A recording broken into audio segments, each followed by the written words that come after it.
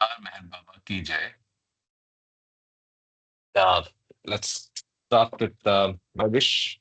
Uh, Shobji, Uh, you can go Avatar Meher, ahead. yeah, Thank you. Avatar Meher Baba ki Jai. Thank you, Karthik. My wish: the lover has to keep the wish of the beloved.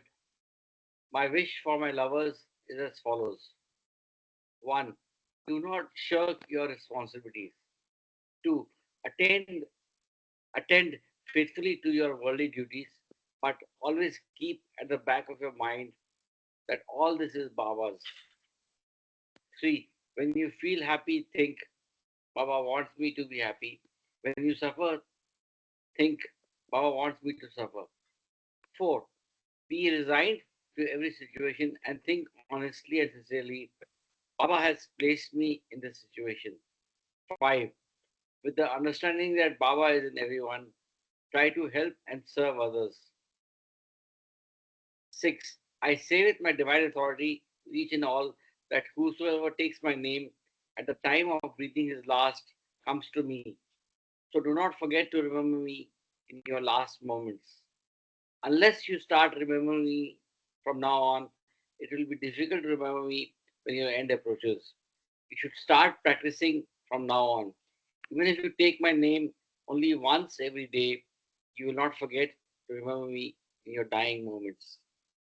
Avatar Beher Baba ki Jai. Over to you, Karthik. Thank you so much. So, welcome to another session where we do glimpses of the God Man. As we continue from physical page 347.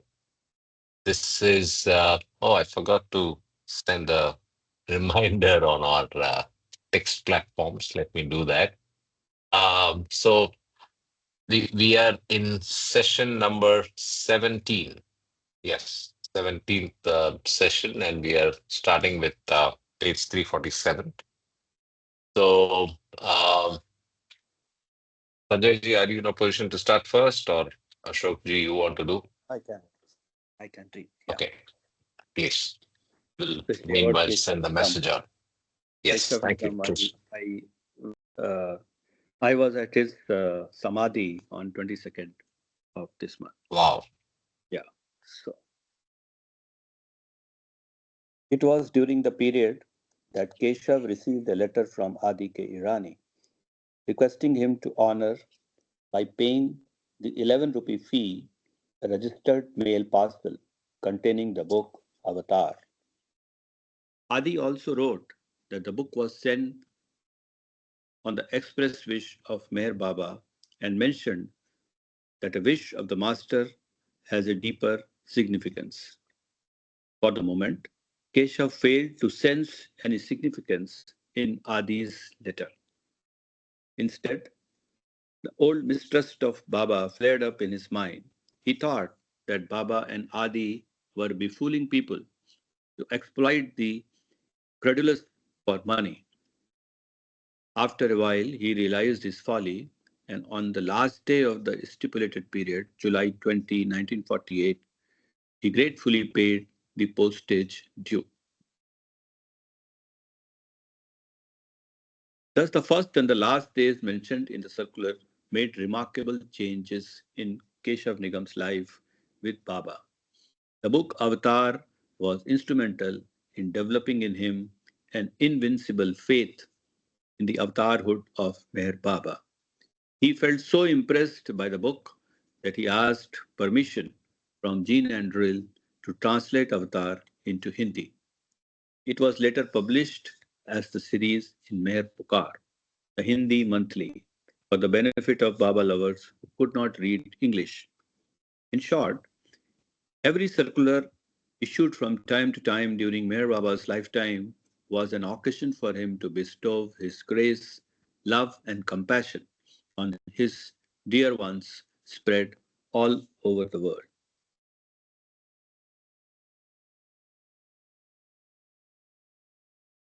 Tea flavored with rusted tin. In the last week of June 1948, Meher Baba left Ahmednagar for a short tour to contact musts. He first visited Nasirabad, a place over 300 miles north of Ahmednagar. It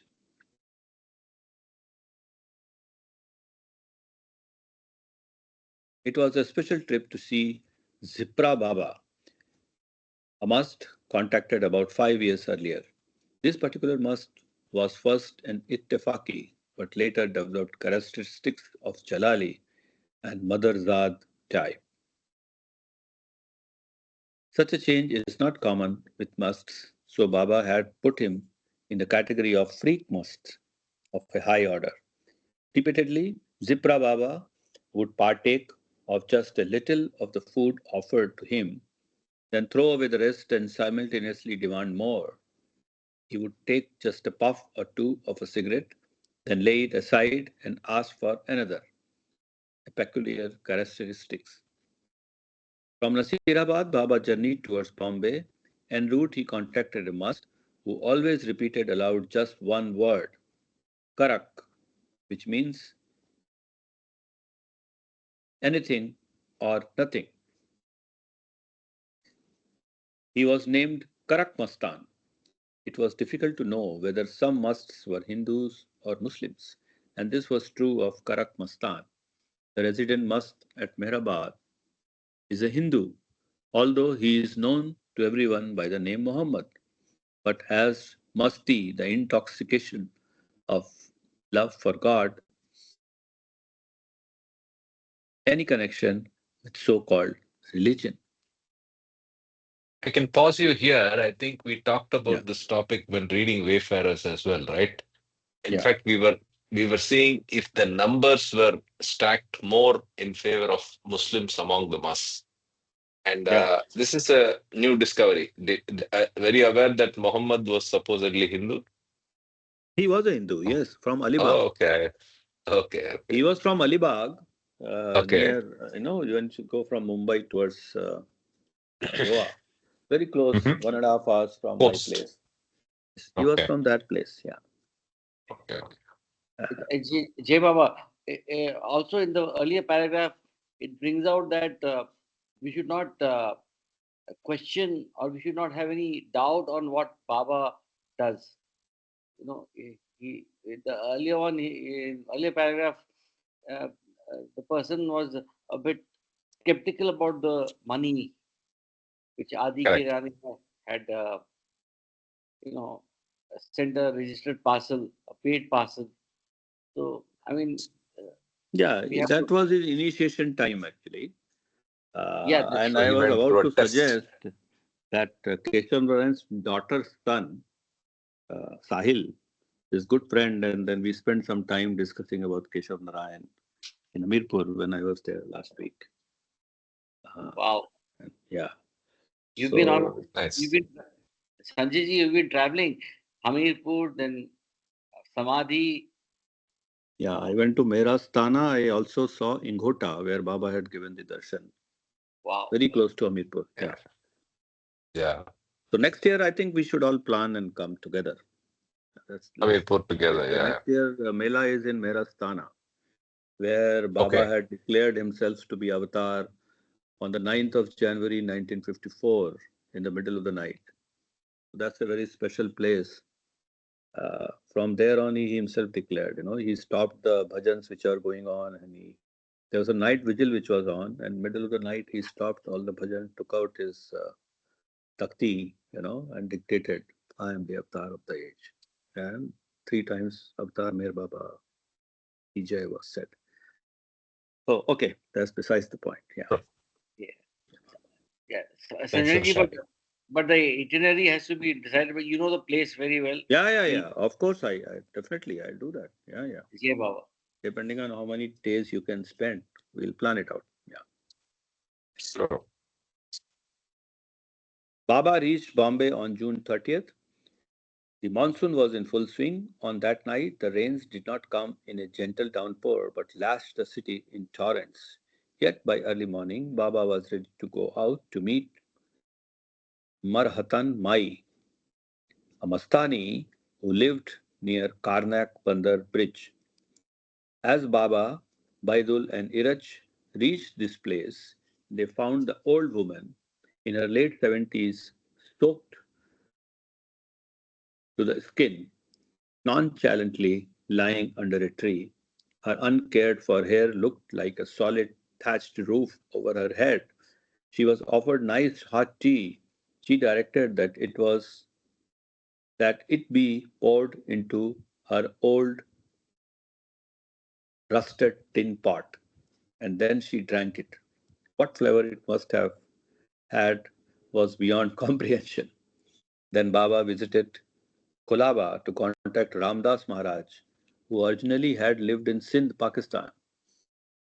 After the partition, hundreds of Sindhi Hindus migrated to India, and with him they brought Ramdas Maharaj, whom they loved and revered dearly. Mer Baba described him as a rare type of Dhyani Salik, Ramdas Maharaj Kolaba. In the afternoon on July 1, the Baba party visited Mahim, where the family of Madar So there is a Zad. heading. So it's the next section after the Okay, roasted okay. tea. Meher Baba ate the powdered leaves. In the afternoon of on July 1, the Baba party visited Mahim, where the family of Madar Zad Musts and Mastanis lived. Ali Asgar, the gem in the family, was an advanced Mazoob like Mast, first contacted in February 1948. At that time, Baba had offered him a cigarette and had been with him for some minutes. This time, Ali Asgar bluntly refused to see Baba, for it was a period when he was experiencing a strange phase of masti. He had not had food for days and had not slept for many nights. After Baba's arrival, the must closed the door of his room. So, through the window bars, the mandali entreated him to let Baba in for the contact, but in vain. Even after they waited and implored him for over an hour and a half, the must would not budge, but clearly expressed that Meher Baba should leave the house.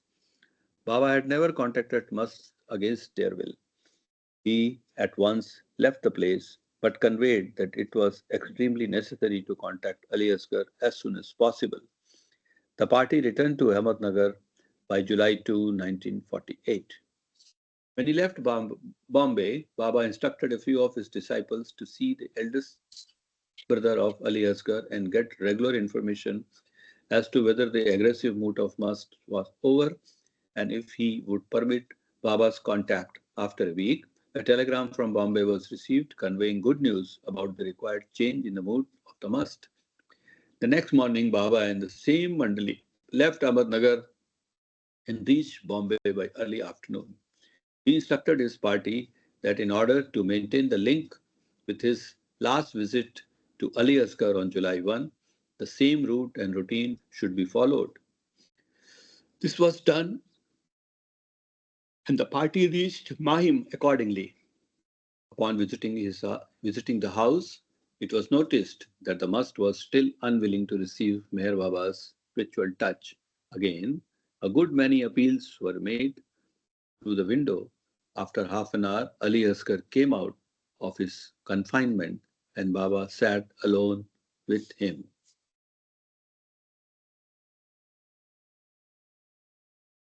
for a secluded contact. Who transpired in the meeting, the Mandali did not know. But when Baba came out, he looked exceptionally radiant and pleased. The must, as he walked out, went into the next room, picked up a pair of big scissors, and snipped off 7 small leafy sprigs of a mulberry bush. He somehow bound them into a little bunch and presented it to Baba. Perhaps this was a spontaneous gesture of love, an outcome of the significant contact. Then, patting Baba on the back, he muttered, "Now you can go. What a wonderful meeting." After the after the Yeah. contact, the Baba party left Bombay for Ahmednagar. Baba gave the precious mulberry bunch to Iraj and instructed him to keep it well preserved, leaf and stem. On the way back, Iraj left the train at Bindra House, Pune, where his parents stayed. He put the seven sprigs into a small pot. As the leaves dried up, he collected them and kept them safe. Baba's instructions had turned these leaves into a treasure. A few days later, Baba asked Giraj to visit Amarnagar and bring the sprigs and leaves. When the treasure was placed before Baba, he looked immensely delighted. He instructed that the leaves be powdered and later he consumed them. The seven stems were preserved as a souvenir of his meeting with Ali Asgar. What love for the musts, what mystical give and take. So, what is a mulberry plant? It's the plant that the silkworm Some bush, eats. some commonly Yeah, found but bush, it looks like. yeah, I Yeah. don't think it's common. But yeah, interesting. He actually ate it. Yeah. You can see, Jeva, you can see mulberry plant in Mahabaleshwar. Okay, And another thing which intrigues me is that the number seven, there were seven seven sprigs. bricks. Yes. Mm, correct. Okay, we go to the next chapter now, chapter number 23. Yeah.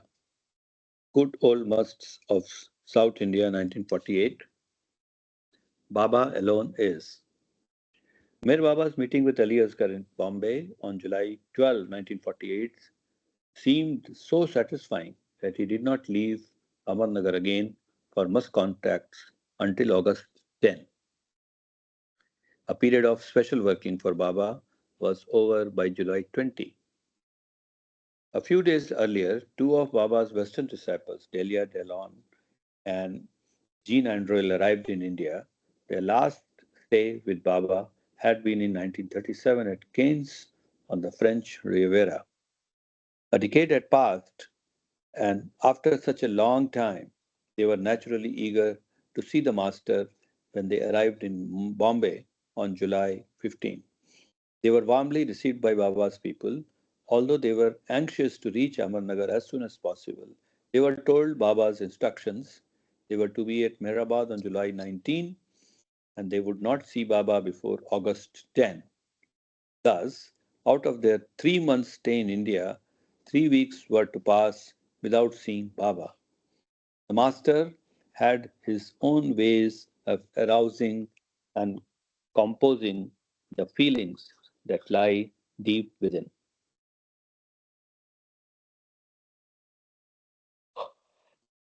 In accordance with Baba's wish, the two women reached Mehrabad on the 19th, and Kitty Devi disclosed the happy news that Baba would see them on July 23. A joyful surprise. To make it more marvelous, Baba paid a special visit to Mehrabad with Mehra and Mani a day earlier. To meet Delia and Jean, Baba had recorded her impressions about the trip to India and particularly his first meeting with Meher Baba.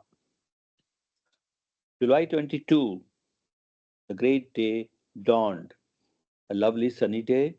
The ashram had been like a beehive from 5:30 a.m. Garlands were made and rooms cleaned. Everyone put on their best clothes. At 9 a.m., we heard the car coming up the hill. So we all lined up at the gate. Jean had a mauve garland and I a white one. The car stopped and came out Mera and Mani. But no Baba. Our hearts sank, but they smilingly told that he had stopped off at the month's quarters down the hill. The car went back, and 5 minutes later, Baba appeared at the gate. He held out his arms, and a beaming smile appeared on his face. We ran to embrace him.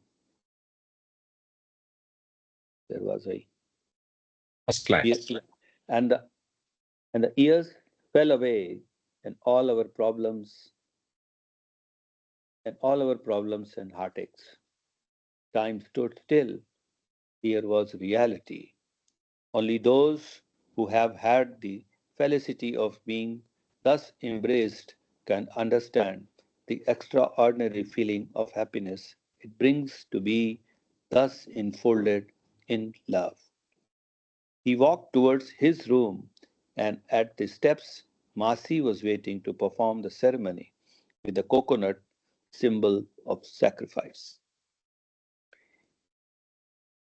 We were told to come in with Mehra and money. Baba said he was so happy to have us with him. We would stay at Mehrabad for 6 weeks, and during that time we were to rest, eat, not worry, and think of him.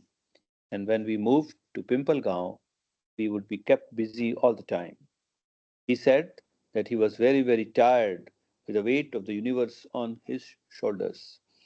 But soon that would change, and also conditions in the West. He continued, everyone is Baba, everything is Baba, and everywhere is Baba, and all else is zero. He intended going on 2 must trips. He was really happy with the musts, but the 6 weeks we were in Pimpalgaon, he would be with us all the time. Discussions of work would take place from August 1. All the other women were, were they called were then called, and he jokingly asked if I still liked eau de cologne. He recalled, This recalled. this recalled my previous visit to India when I was always using it, owing to the very hot weather.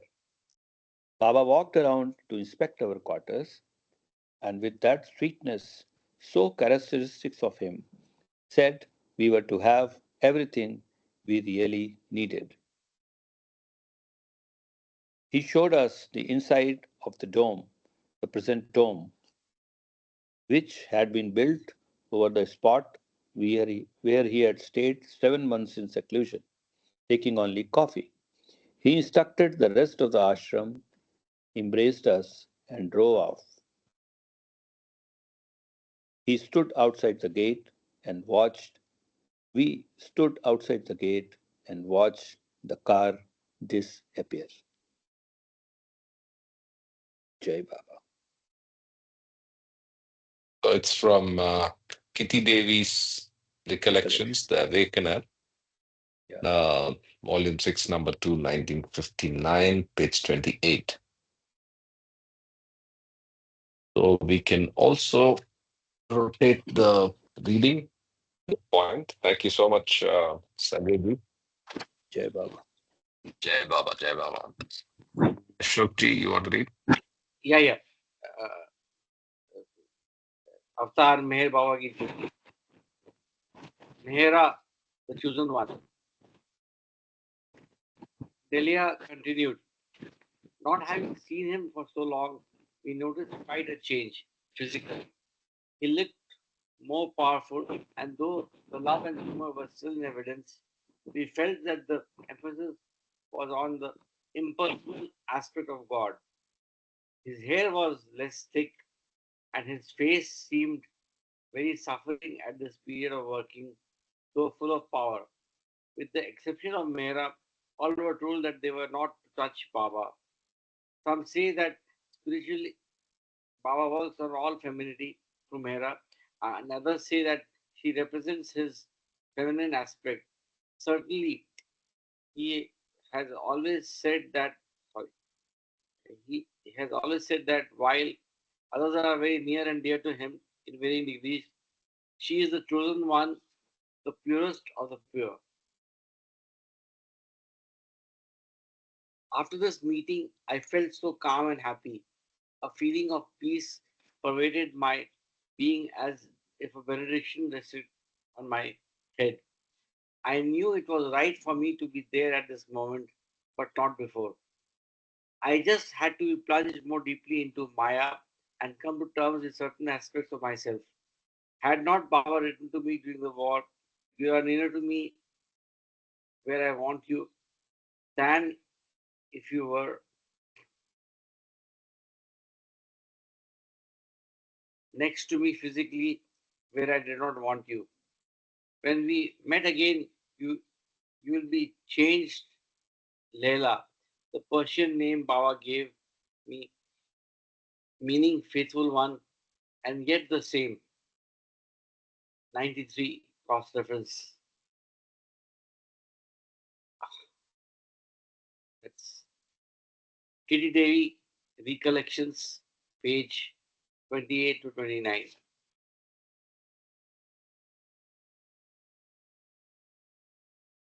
The significant statement of Meher Baba quoted above by Delia revealed to me and may reveal to some Baba people a secret. Why only a few persons were allowed to stay with Baba for their lifetime. Some stayed for intermittent periods.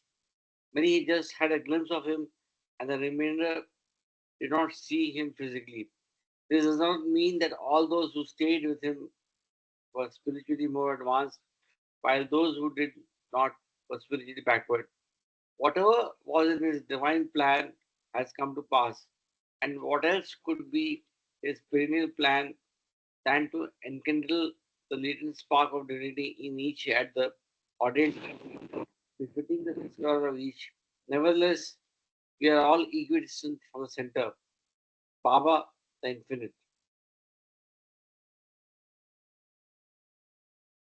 Just one question arises, allow me, Karthik, you know, in my mind. I just want to share with the group. You know, we we don't know what happened in the past life. Maybe we were, we had heard of Baba, or we don't know what was our association with Baba. Yeah, Baba.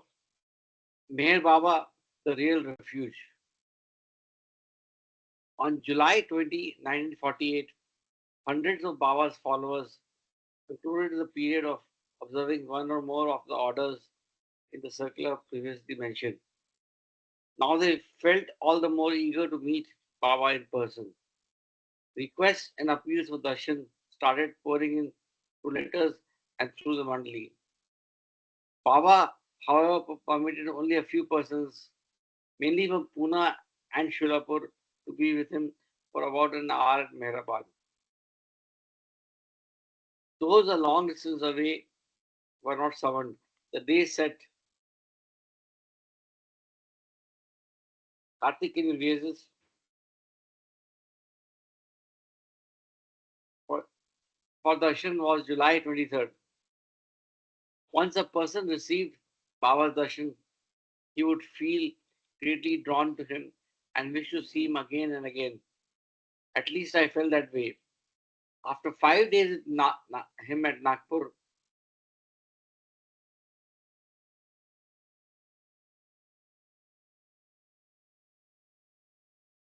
and staying under the same roof with him at Madras, I was all sorry. I just read again. After 5 days with him at Nagpur and staying under the same roof with him at Madras, I was always anxious as to when I would see him next. Baba's presence exerted a pleasant pull over my entire life. As far as I remember, during the years 1947 and 1948, I did not miss a single opportunity, and fortunately, there were many, of being in his company, whether for a few days or a few hours. I particularly remember July 23rd, 1948. However, for it gave me a passport to see Baba on any day.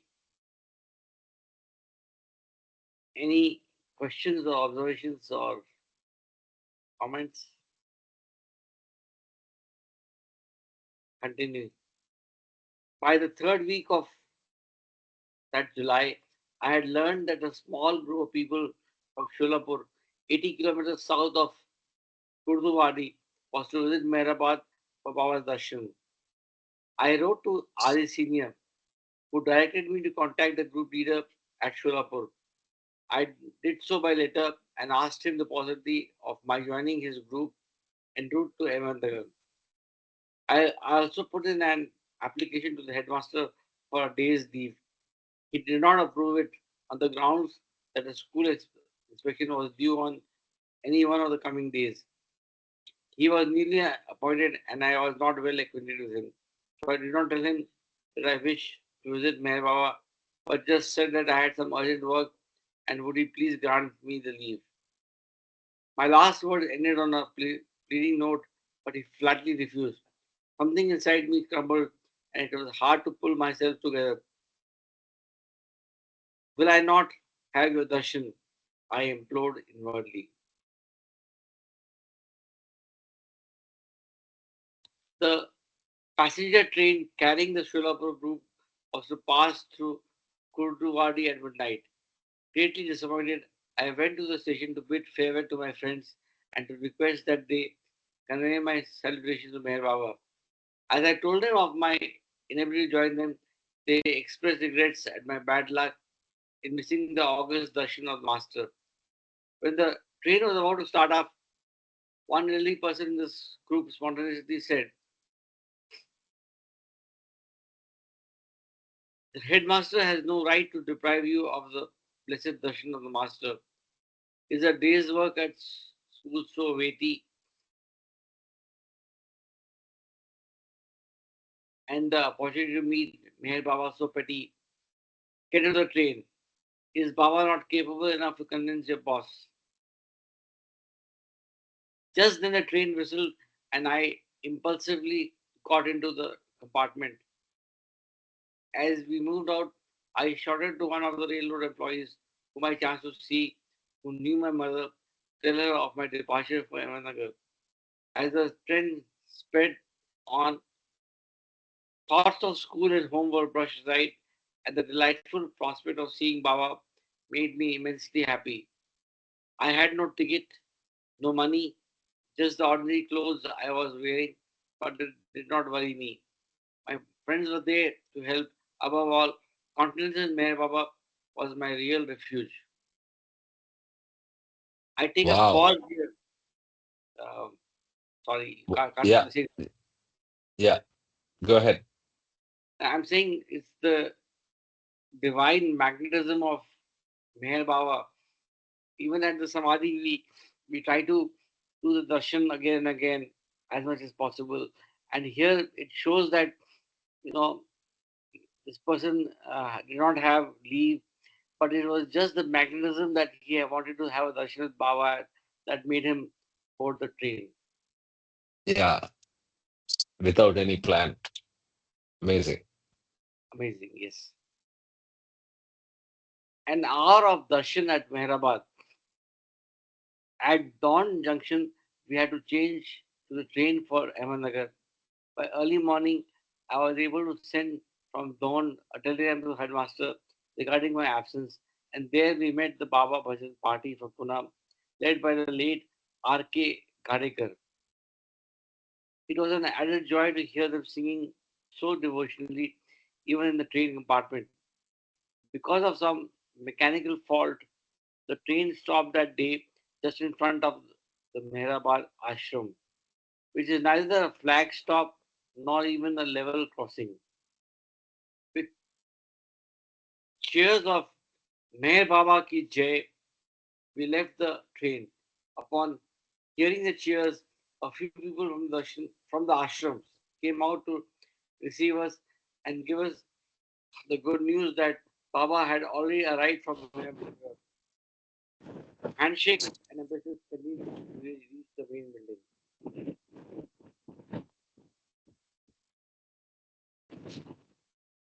We were asked to assemble in the hall at Lower Mehrabad by 9 a.m. One or two benches near the doorway were reserved for women. Baba arrived with divine decorum and took his seat in the corner, facing the big picture of him that we find in the hall today. To see Baba was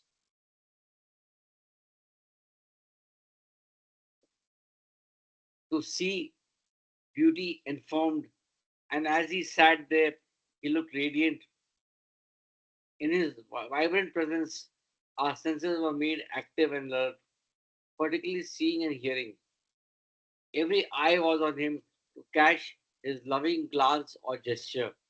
He had a handsome countenance with delicately chiseled lips. One may state that he had a charming Persian heritage, a straight nose, thin and shining skin, and a broad forehead. Yet he, yet he appeared to belong to no race in particular. His eyes seemed to pour out a soothing radiance. They had a quality of timelessness reflected in them. Hence, they seemed so knowing, yet so oblivious as well of everything. So The visitor, knowing yet so oblivious. Interesting. Nice way of describing want me to read it Baba's again? eyes. Read it again. Yeah. One second. They had a quality of timelessness reflected in them. Hence, they seemed so knowing, yet so oblivious as well of everything. Yeah. The visitors paid their homage to Baba. A few garlanded him. No one was allowed to touch his feet. I had nothing tangible to offer him. From a distance, I folded my hands, but Baba was with someone. For a moment, I thought, has he ignored me? Next thought was, whatever Baba does has deep significance. When all were seated, we chanted in chorus the divine names of God: Hari, Paramatma, Allah, Ahurmaz, God, Yazdanhu. In 1941, Baba had given these names to his devotees for repetition. Our chanting created a heartwarming atmosphere, and despite efforts of self control, a few sobs escaped now and then from persons such as Gadekar. Is the Gadekar referred here related to Digambar Ji Yes, Gadekar? I that's think so, his right? that's his Fa- father. His father. father. Okay. That's his father. And Okay. yeah, Gadekar had given basically they were from that community, and Yes. he had made one slippers for Baba which he wore for many years actually. Digambar Gadekar's father. You know that? Yes, yes. I'm aware of that. Yeah. while we were in the hall, someone told me that the author of Avatar was sitting among the women, sorry, women mentally. I glanced in that direction, but since I knew none of them, I derived only slight satisfaction in the thought that I had seen the author of such a beautiful book on Baba. Jaju from Sholapur and an adherent of Gandhi spoke a few words about Baba's divinity. As he delivered his speech, jubilation in his voice and occasionally it flashed in his eyes. In all, it was as lovely an hour of delight and darshan as one could hope to experience. At 10 a.m., Baba returned to his cabin and later proceeded to Rusi's bungalow, his residence in Ahmednagar. Permission to see Baba any day. During our short visit, someone from the group had hurriedly conveyed to Adi Senior how I had got into the train on the spur of the moment upon hearing Jaju's words without previously informing the headmaster or my family. Adi wrongly presumed that I had hesitated to come until receiving Jaju's consent, when his letter to me had only said to contact Jaju for the details this of this visit to Mehrabad. Somehow he felt himself responsible for my plight and was sorry. He had to leave Mehrabad with Baba, so he had no time to speak to me, and I left Mehrabad with the group that same day by the afternoon train. The next morning, July 24, Adi reported to Baba about my inconvenience. Baba, in his compassion, granted me the one to whom he had not directed a single gesture during the hour of darshan. Long standing permission to see him any day, Adi wrote me the following lines about this incident. I am so sorry you were put to great inconvenience and discomfort in coming over to Mehrabad for darshan on July 23rd. I seem to have made a mistake in informing you that you should contact Jaju and come with him. This morning I informed Baba about this. He answered that from now on you are free to come and see Baba whenever you like. So far as Baba's darshan or seva is concerned, you have your contact directly established and are given liberty to come for darshan anytime you like.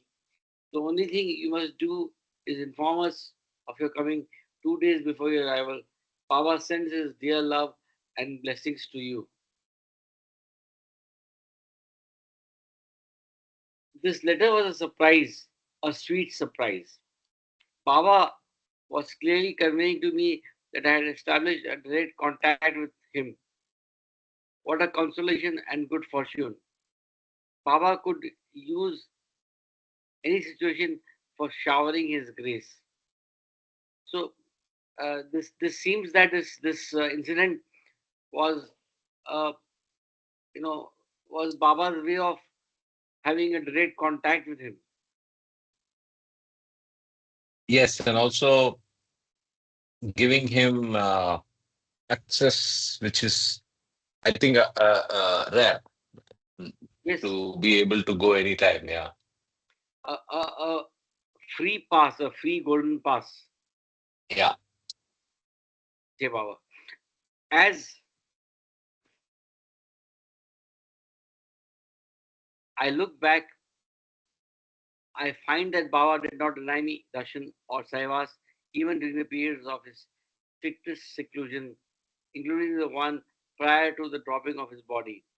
In a way, the most precious and grateful days of my life in the company of the God man owe the origin to the passport given to me in that letter, which is a part of my personal Baba treasure. On return to Kurduvadi, before going to class on July 24th, I approached I approached the headmaster to explain the circumstances affecting my decision to go to Mehrabad. I feared that he would be angry with me that and that I would find him in a bitter fury. But as I entered the room, I was amazed to hear him say, I received the telegram. You were absent in spite of my refusal to grant leave, but this is enough to explain that you had a very strong reason to leave Gurdwari. My spirits rose as he concluded, I officially sanction your leave. Go and attend to your work. He did not know anything about Meher Baba, nor did he ever ask me why I had been to him.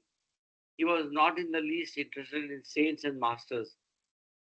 His unexpected acceptance revealed to me an outstanding aspect of Meher Baba's help to those who do not know him. Was it at the same time that Adi Senior referred to my case to the master? I do not know, but any time can be Baba time.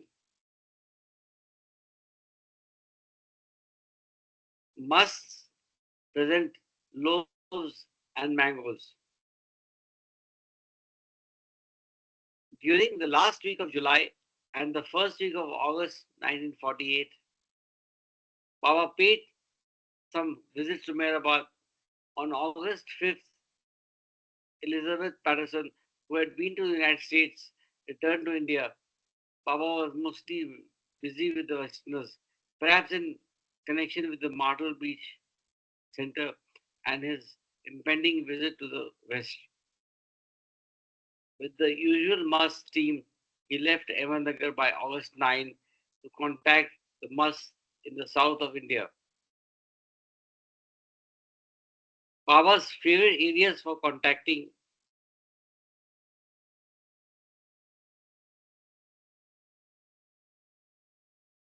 God intoxicated souls were in the north of India. He would be visiting the southern part after a period of 3 years. Baba's work in contacting these souls in different parts of India was not indiscriminate travel. It was to help them in their journey of the heart to the innermost being. In these meetings, the musts would perhaps stare at Baba, trying to feed their hearts upon his divine face. Some gazed intently and intensely at him and seemed merged in the sight. Words seemed unnecessary. Silence prevailed, and there was free expression of love between the lovers and the beloved.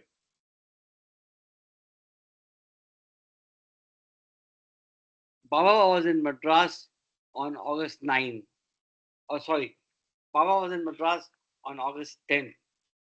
A must named Calgary Peer lived in a Parsi house in Royapuram, a suburb. At the time of contacting him in 1945, he had given a loaf of bread to Baidul.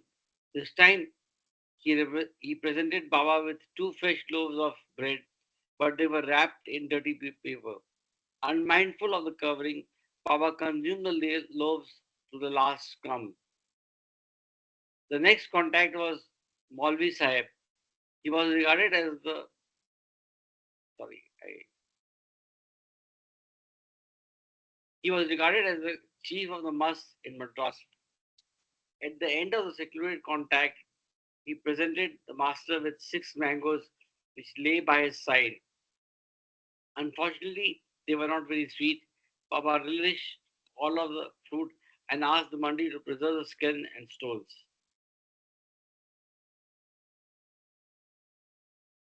After the groups returned to Ahmednagar, Baba instructed one of his men to plant these stones in seed boxes and he personally watered the seedlings. Later, these were later these were transplanted into open ground on the premises at Mehrazad, and they have yielded much fruit. I found them a bit sour but quite tasty. Regarding such offerings from the mosque during his trip, Baba mentioned that it was his last visit to contact certain mosques for his work, so they were expressing their love through such gifts. On the same day, Baba ate the loaves and mangoes. He contacted 3 more mosques. One was Gafur Sahib, who had some traits of a Mehboobi type. There were not many mosques of this kind, and Baba explained their characteristics. A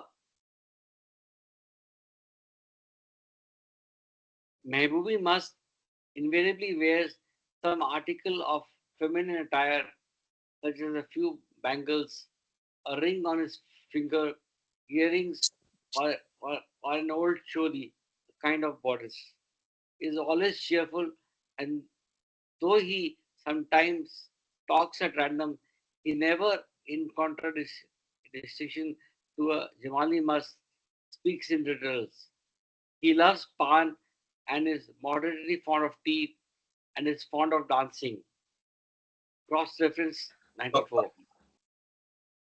so we had, the blessings of having these mangoes from the same tree, probably, right? I was going to say, yes. Those small La- ones, Not the this July, the small, previous year, 23 correct. July, that we were there together on that Yes, Silence yes. Day. On, yes, and we got it as we were boarding the bus. Yes, Wow. And they Sanjay were ji, really nice mangoes. yes, yes. They were Very not nice. sour. They were very sweet, very small, but fully ripe. Correct. wow. Yeah. Sanjay ji, if we go to Mehraza, show me those trees, please. Yeah, I mean, you don't need me. If you go there, you can ask. They will show you. I mean, Yes, you yes. have to coordinate for me to show you. But No, no, it's no, all no. known Sanjay there. ji has inherited those mango trees. He can show. Sanjay ji, you can't run away. Okay, okay. I'm not Yeah, running away. I'm just saying. No. The day you feel like going, you go and get it. Don't wait for Sanjay. That's what I Yeah, meant. you don't नहीं, wait. आप संजय हो ना, तो दिखता है ज्यादा दिव्य दृष्टि है आपकी. No. Jai Baba. I mean, Nobita was also there. Yeah, on that trip. Yeah. Jai Baba. wow. I was thinking, I'm so hungry. कुछ बाबा खिला देता और इतनी देर में बड़ा मैंगो आया. It was so delightful. And that was the time I think we did that impromptu singing also, no? Singing. Both of you. Oh yes, I have the video. Yes, Yes, yes, yes. Even I have that video still. The Yeah. sweetness Yes, of yes, our, yes. the sweetness of the mango went into our soul. फिर हम गाने लगे. Right. Correct. And we So there in was that red clothes. Both of us were dressed red that day. Nobita ji, Yeah, remember? yes. it was on 11th July. It was my birthday. Yeah, 11th of July, your birthday Yeah. day. Yeah. Okay. जय बाबा. Jai Baba. Jai Baba. Ashok जी मैं ले चलूंगी आपको. आप ऐसे घबराइए क्या मत. बात है, क्या बात है. Thank you. संजय ने मना कर दिया तो आप नहीं, हम सब जाएंगे एक साथ. My wish is that मैंने वैकेंसी देखी. मैंने कहा ये काम भी मैं ही करती हूँ. जय बाबा. so there were sweet memories of the sweet mangoes. Jai Baba. And cross reference 94, William Donkin, The Wayfarers, page 29 to 30. Yeah.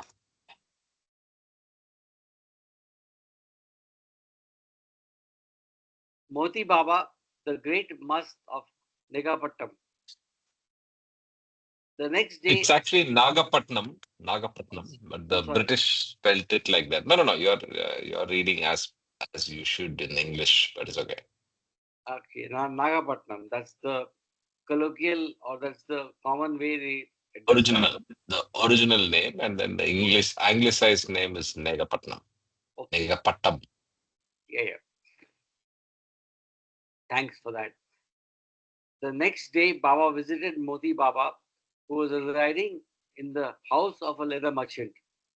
It was interesting to note how Kaka, Bharia, and Niraj first met the must at Nagapattam.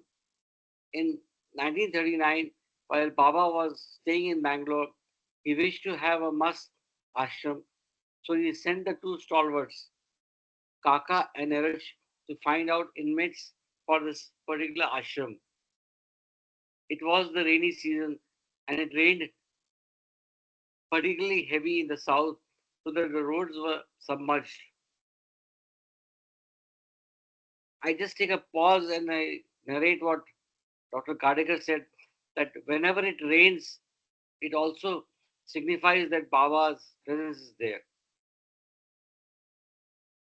With great difficulty, the two men reached Nagapatnam to see Moti Baba, who was a well known figure there, and at sundown, they joined a group of persons who were eagerly waiting at his place. As Moti Baba arrived, the gathering became silent. This great personality of the sixth plane glanced at the assembly with his sparkling eyes and then took off his outer clothes, for they were quite wet, 7 coats and 7 trousers. Then the people commenced paying homage to him. After some time, Kaka and Erich offered due respects to the must and put forth their request that Modi Baba accompany them for some days. They did not mention Meher Baba's name, but the must spontaneously answered that since he had just returned from the man who had sent him, it would not be necessary for him to accompany them to him. When Kaka and Neeraj returned to Bangalore, they related to Baba the account of their tour, including a meeting with Moti Baba. Upon hearing about it, Baba decided to visit him, and his first contact with Moti Baba was established in November 1939. Baba washed his feet, offered him food, and sat alone with him for his spiritual work. In those days, Modi Baba mostly wandered in the city in the daytime. Sometimes he would enjoy a bundle of bidis country cigarettes. By 1948, he preferred mainly to sit in a room and would be seen shuffling, playing cards. When Baba visited him, Modi Baba agreed to Baba's contact without any hesitation, and it was to Baba's satisfaction. While the party, while the Baba party were visiting a few more mosques in different parts of Madras, one was spotted roaming about the city, holding joss sticks, agarbattis in his hand. Another one named Ashik Mia was quite old. 3 years previously, he had been seen with a number of dogs around him, but this time he was dogless. Nevertheless, Baba remarked, he is one of the good musts.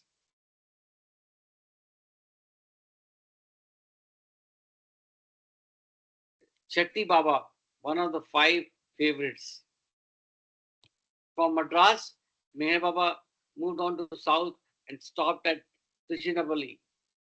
There he contacted an old Pathan who used to sleep near a graveyard by the side of the road. He was over 80 but had an extremely clear and melodious voice. In all seasons, he liked sherbet, a sweet drink with flakes of ice. Baba contacted him at night. The place was quite out of the way and it was pitch dark. Vishnu, one of the Mandali and a new addition to the usual must party, stumbled over something and fell flat on the road, knocking out one of his teeth. It was a long standing reminder for Vishnu of our visit to that old Pathan. To be with Baba Mastus was an ordeal of one kind or another.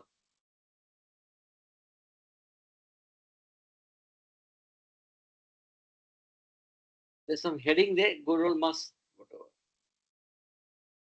Good old must of South India.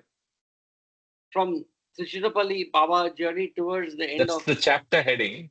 Oh, Anyway, go sorry. ahead. Yeah, okay. From Trichinopalli, Baba journeyed towards the end of Indian Peninsula to visit Tiruvallur near Nagapattam. The visit had a special purpose to bring about the final contact with Chatti Baba, a most delightful and remarkable must of the sixth plane. He had stayed and travelled with Baba from November 1939 to September 1941. Chatti means a small earthen pitcher. As this must invariably kept a pitcher with him, he was known as Chatti Baba. He also carried a bundle of rags known as Mutha in Tamil. So to some, he was known as Mutha Baba. He was fondly remembered for his pleasing smile by those of Baba's people who knew him. He had a childlike disposition, and because of his innocence, Baba's love flowed out to him freely. He was one of Baba's five favorites, so I will give a brief account of his life with Baba prior to his final contact in August 1948. On the previously mentioned tour of Kaka and Erch in 1939, they had also met Chatti Baba. He could then be seen living happily by the side of a highway near Nagapattam. People showered great reverence for him, and as they fell full length before him, he would give each a pinch of dust which they applied either to the foreheads or to the hair. At the time, the must would smilingly say in a low voice, Po Anna Po, go, brother, go. A Tonga owner named Sardar Shah, who accompanied Kaka and Yash on this tour, requested in Tamil of Chatti Baba that he accompany them. But the must gently replied, I have work to do with my children here. I may go with them after a few days.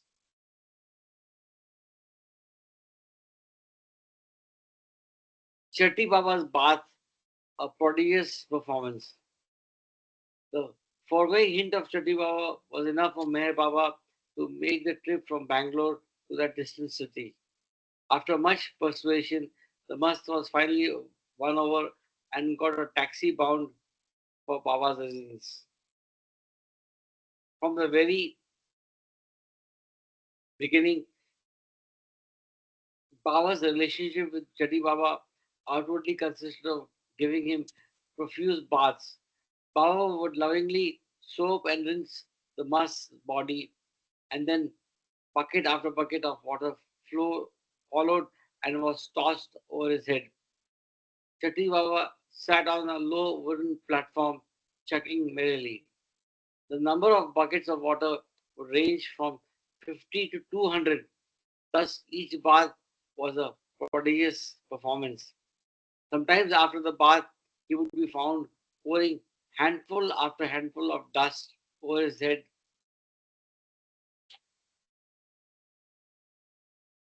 Sorry, I lost the over his head, and he wore his hair long. Noticing this strange fancy, Meher Baba instructed one of the Mandli to put over a dozen buckets of dust from the road into Chatti Baba's room. In contrast to this must, Ali Shah, who was one of the five favorites, was rarely bathed by Baba. Various were the ways of the God man as he played tenderly with the love of his souls and madly in love with God.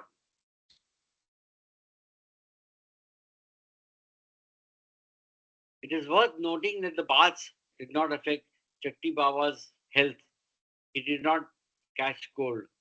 Later in Jaipur, Rajasthan, in the bitter cold of January, when people preferred having two or three blankets at night in order to sleep well, this memorable must would sit in the yard in open country under the starlit sky and happily murmur, "How cold! How nice!" The bodies of musk are strangely marvelous, perhaps governed by supervening laws. As for these baths, it is interesting to note that for a period of 1 week, it was Meher Baba's turn to have baths at the hand of Shatti Baba. And Baba, although not used to having his head bathed every day, complied lovingly with Shatti Baba's wish as the musk tossed buckets of water over his body.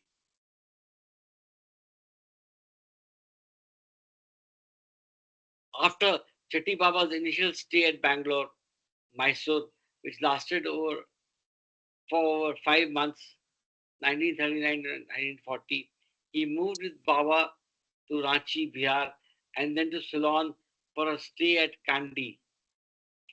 There, he accompanied Meher Baba to Dehradun, Uttar Pradesh, and Ajmer, Rajasthan.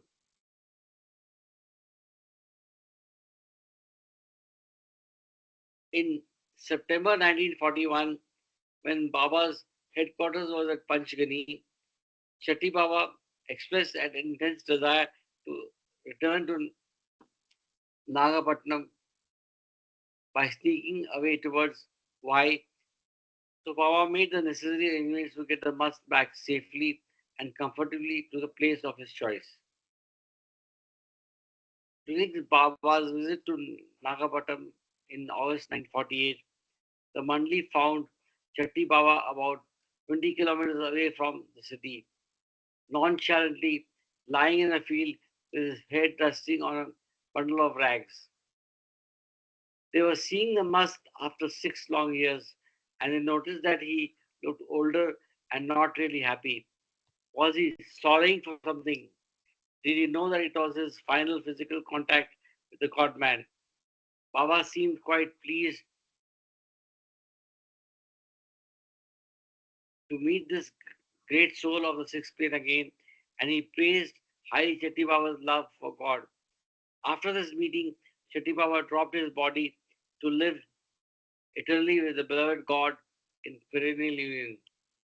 Meher Baba once stated that those on the sixth plane of consciousness usually realize God at the time they drop their bodies, their gross bodies.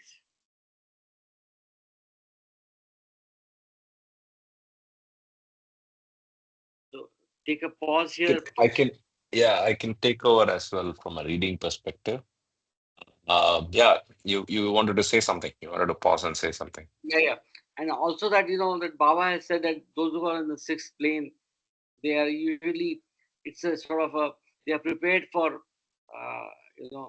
going to the seventh plane and the great spiritual union with Baba. True. Thank you, Karthik. Jai Baba. Thank you so much for reading. I think it was a little longer than expected, but I was just waiting for a section to end. Thank you. I'll read from here. Avatar Meher Baba Ki Jai. The section is Two Yogis, Eli Swami and Prasannanand. Meher Baba left Tiruvallur by train for Avanashi, where lived a great yogi known as Eli Swami. Although he was past 80, he looked quite healthy. He rarely had a bath, and it was said that he drank water very seldom. After having his food, he would wipe his hands along his body, particularly his hair. The nails of his fingers and toes were inches long. It was a surprise that at least he wore a loin cloth. His body was a challenge to the laws of hygiene. In appearance, he looked filthy, but his innocent and carefree attitude toward uncleanliness created affection for him. His outer sheath belied his exalted inner state. Baba was so pleased to meet him that after the contact, he gave a coconut to each of the mandali to celebrate the happy occasion. Avanashi, by the way, is close to Coimbatore. Is almost a twins town with Coimbatore. Then the Baba group left for Tirupur to meet Prasannanand Swami Guru. Tirupur again is very close to Coimbatore. He too was a yogi, but he was also a householder. While offering prayers, he would nearly lose gross consciousness. As they asked the way to Swami's residence, the Mandali met a half crazy old Brahmin who told them that he knew the way well. Hearing this, Baba gestured that the old man should somehow be accommodated in the Tonga. Madman leading the God man. After they reached the place, it was learned that the yogi had commenced a 40-day fast in seclusion. Irach approached the young disciple of the Swami, explaining that they had come from a far off place and that his elder brother should be allowed to meet Prasannanand Swami. The talk at the outset did not seem to produce much hope. So now, the next section is comic incidents in spiritual work. While Baba and the Mandali were standing outside Swami's house, they were surrounded by a group of inquisitors. The Mandali did not know Tamil, and most of the people did not know either English or Hindi. While they were somehow conversing, one of the Mandali noticed that someone had placed a hand on his shoulder and was at the same time trying to take a 10 rupee note from his pocket. He was detected in time, and a few in the crowd suggested that the young man should be handed over to the police. Baba, however, called the youth to him, gently twisted his ears, and conveyed through gestures that he should not steal. It was a lucky act of pilfering to end in the direct touch of the God man and divine exoneration. Baba then gave him the 10 rupee note and told him never to steal again. While this was happening outside the house, the half crazy Brahmin sneaked inside to the crypt where Prasannanand was staying. The young disciple was with Baba's party. There was no one near the yogi, so the Brahmin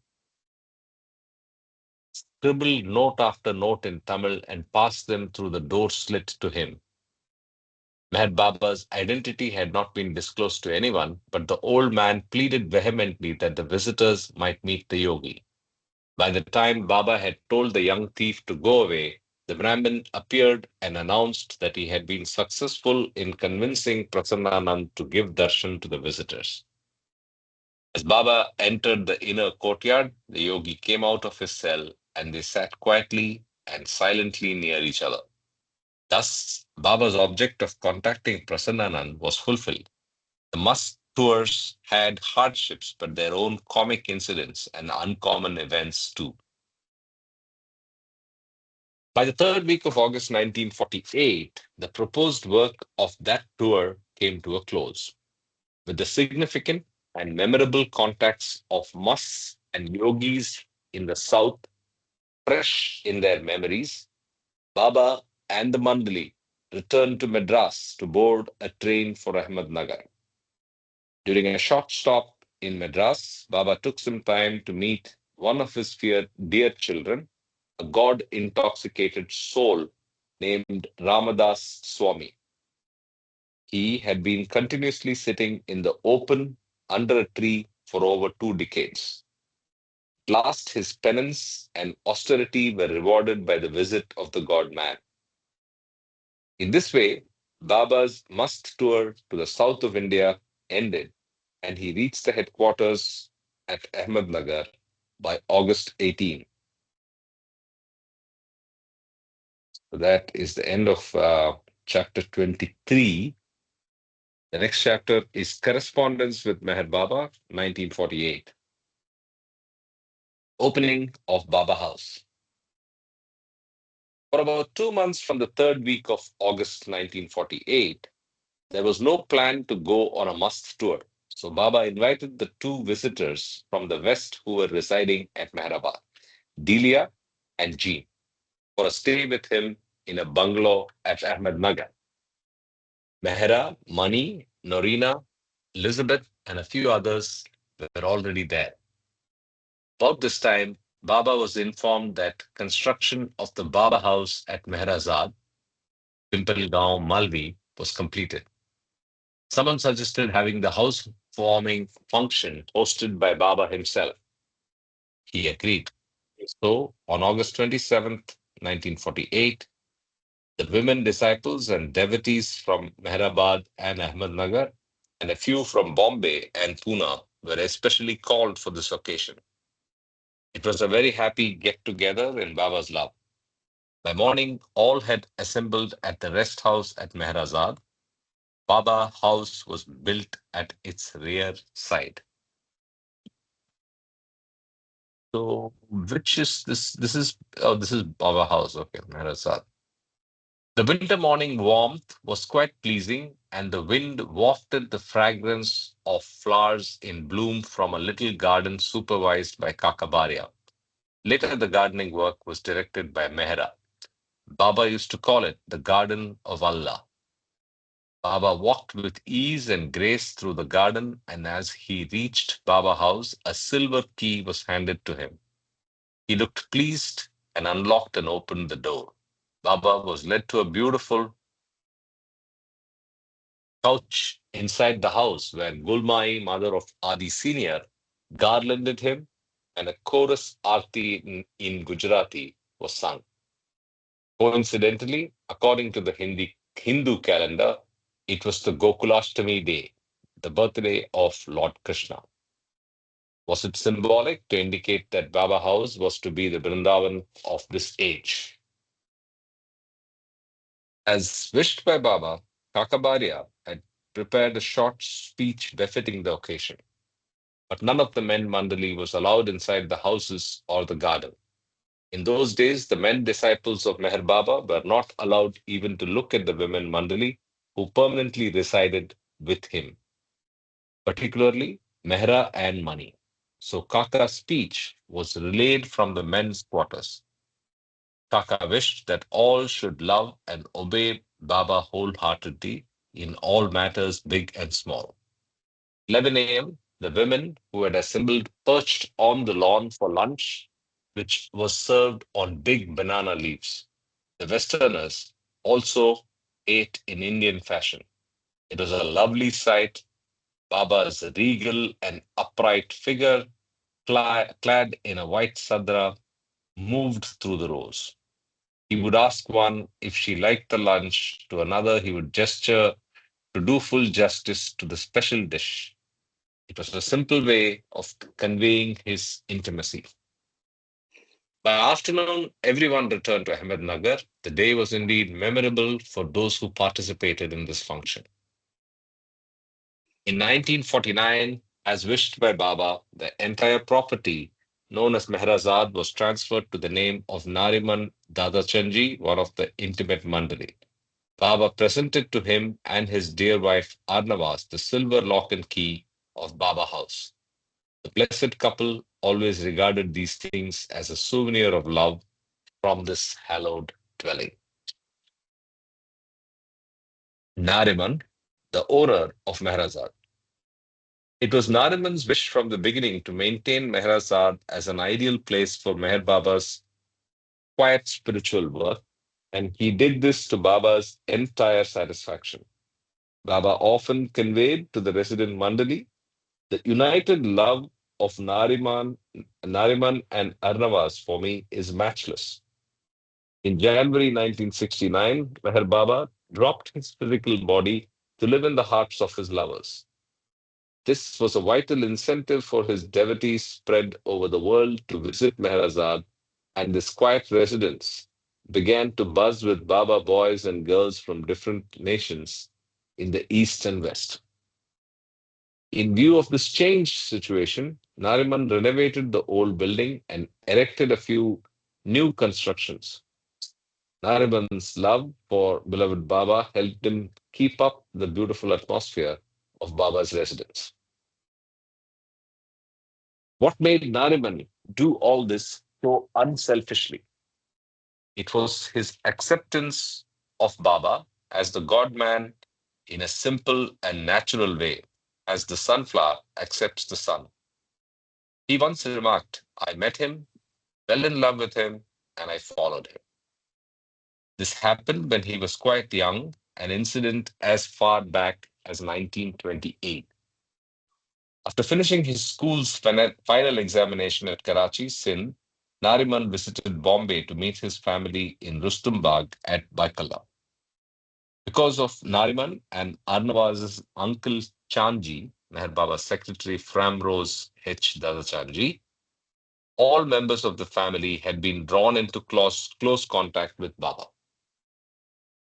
During Baba's visit to Bombay in 1928, Nariman had the blessed fortune to meet and stay with him for about 2 weeks. From the beginning, Chandji showed great love for and interest in his nephew Nariman, who in return had great love and reverence for Uncle Chandji. Nariman secured a first class in the school examination and he retained the honors until the end of his college career. In 1931, when beloved Meher Baba was at Karachi in the Clifton Beach area, Nariman had another opportunity for a fortnight's stay with him.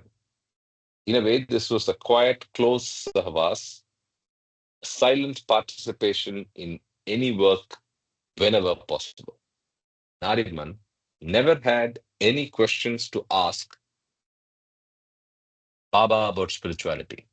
He was blessed with the gift of faith and he only wished to serve Baba as much as he could. In college, he was regarded as one of the brightest students. During his stay at Benares, he was once captain of the university cricket team.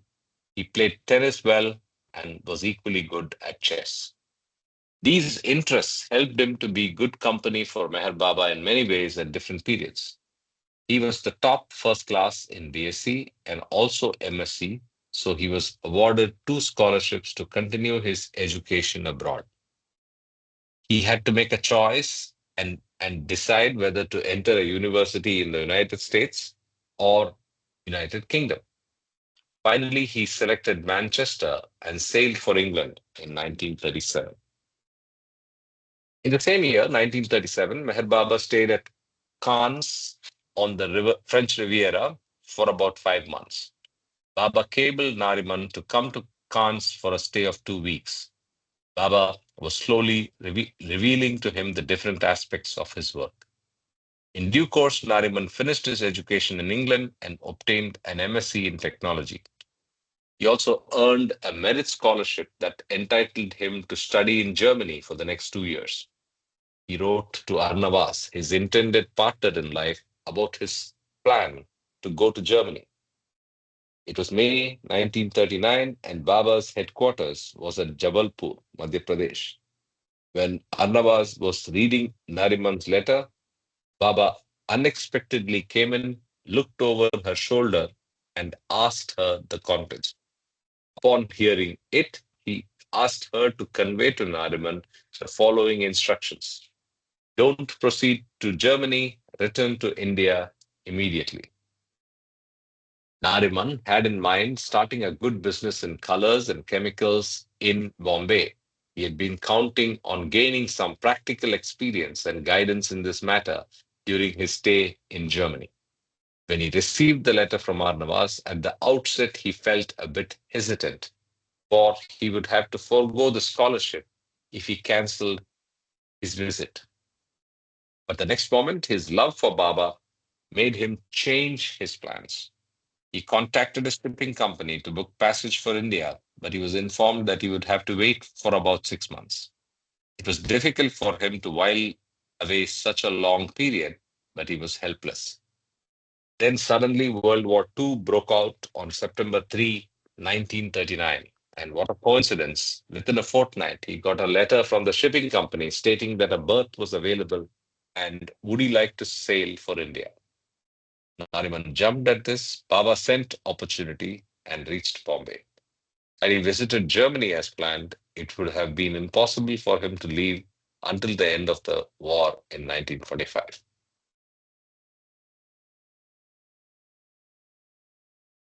After his return to India, Nariman did become a businessman. At the same time, his visits to Baba became frequent. By the time Chandji dropped the body, Nariman Dada Chandji had become one of the active Mandali members. In a sense, the nephew succeeded the uncle. Nariman and Arnavaz were married in Baba's presence in December 1944. Their flat, Ashiana at Breach Candy, Bombay, became Baba's stopping place and resting place while passing through the great city, either for must work or his visits abroad. Sometimes he especially visited Nariman's home and stayed for some days. Ashiana was also a beacon for Westerners visiting India to meet Meher Baba. In later years, Nariman retired from business but was all the more active with Baba work, staying for prolonged periods at Meher Azad, the residence of Avatar Meher Baba. Nariman, there's a cross reference. Nariman dropped the body on July 2, 1974. Of course, we read Gift of God, which is story of Arnavaz, and we went through all of this in greater detail, you may recollect. Yes, I yes. continue. Yeah, I continue. The next section is Hafiz, Meher Baba's favorite poet. At the beginning of September 1948, Baba and a small group of Mandali left Ahmednagar for a stay at Meherazad. Baba expressed his intention to make this place his permanent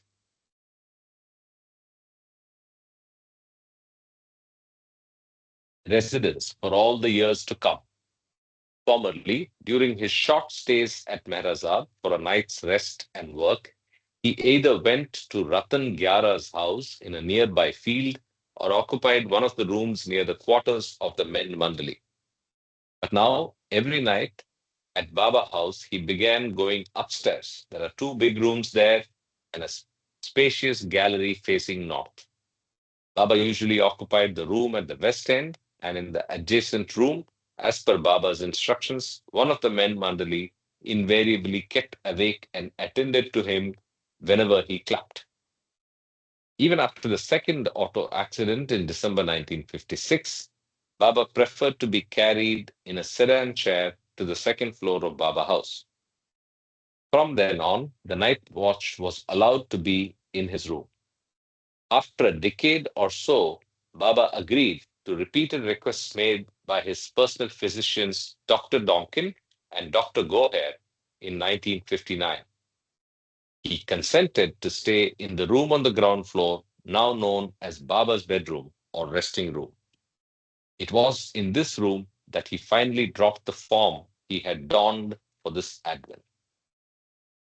The upper two rooms of Baba House have some memorable and interesting incidents connected with them, which will be related in due course. In September, Mehra and Mani, Mehru and Goher resided in Baba House, while Norina, Elizabeth, Jean, and Delia stayed in the rest house, now known as the cottage. In the evening, Baba generally called them all into the sitting room. Sometimes he wished to hear humorous stories or jokes. Some selected books, generally not of a serious type, were read aloud to him. Once, however, he asked Delia to read The Hound of Heaven. In a lighter vein, Baba remarked later, if I can stand Delia's reading, I can stand anything. On some occasions, whether he was with the men or women Mandali, Baba would ask someone to read the Odes of Hafiz, translated into English. Sometimes Dr. Ghani read out aloud to him the original lines in Persian. Hafiz was Baba's favorite poet. In his boyhood, Baba had heard his father repeating in his melodious voice the couplets of Hafiz.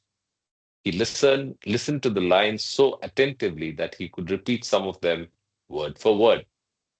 From the very beginning, Baba felt greatly drawn to Hafiz because of his skill in using choice words and the meaning conveyed through them. Hafiz, his first name was Shamsuddin, came from Shiraz in Iran, and as he had learned the Holy Quran by heart, he was known as Hafiz Shirazi. Baba told us that he was not only a perfect poet, but also a perfect master.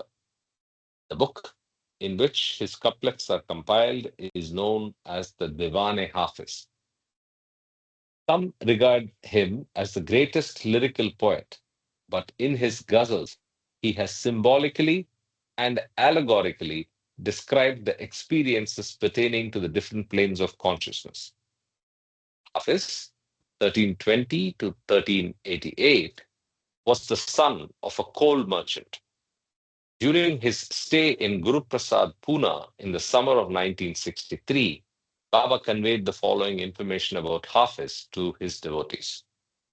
Hafiz's favorite occupation was to hear and read the life stories of the saints and masters. But in his 20s, he fell in love with a beautiful girl from a wealthy family. Hafiz had an ugly countenance, and there was little possibility of winning her love. So he practiced a certain penance for 40 days to evoke the blessings of God. At the end of the stipulated period, it is said that Archangel Gabriel appeared before him. He told Hafiz to ask for any boon. Hafiz, overpowered with the beauty and elegance of the archangel, forgot to ask for the hand of girl in marriage. Instead, he thought, if Gabriel is so beautiful, how much more beautiful and gracious must God be? So, unawares, he asked for the bestowal of God realization.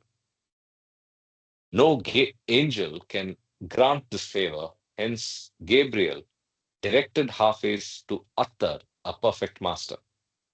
Hafiz wholeheartedly served him for 40 years, and at last, by the grace of the master, he became God realized.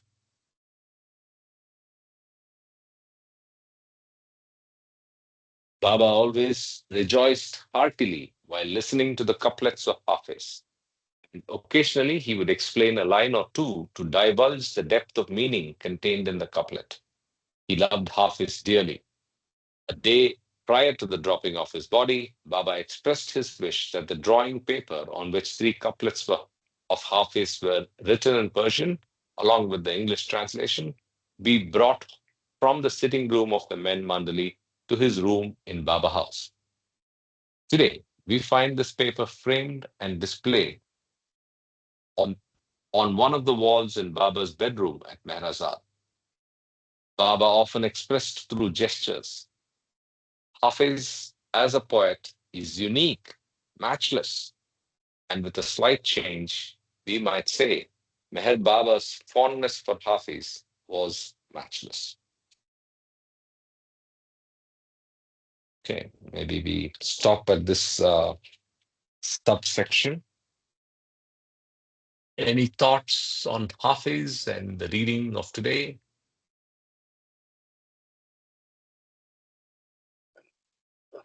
Hafiz's three couplets are very, you know,